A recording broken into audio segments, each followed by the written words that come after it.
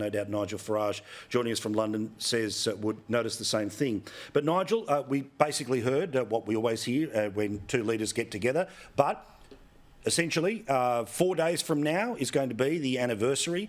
4 days from now is no sign of anything easing up. Instead, more money, more resources, more resolve.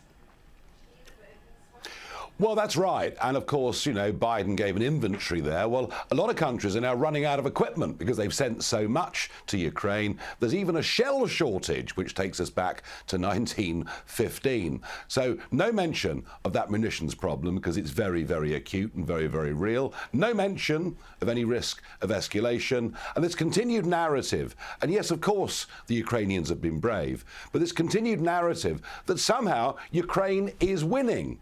And this seems to be something Western media want us to believe. Look, for Putin, this is now an existential war. He is not going to give up anytime soon. I suspect this war is going to last for many, many years. And I think, as I mentioned earlier, the Zelensky idea that we're going to help him retake Crimea, I think that's frankly for the birds. On Biden himself, I was astonished that he advertised the number of times that he's visited there. I even thought Hunter, his son, who was earning so much money out of Ukraine, might have got a mention. And funny, isn't it, that both of the impeachments of Donald Trump were to do with Biden's activities in Ukraine. So maybe that will help raise a few more questions about this man's past.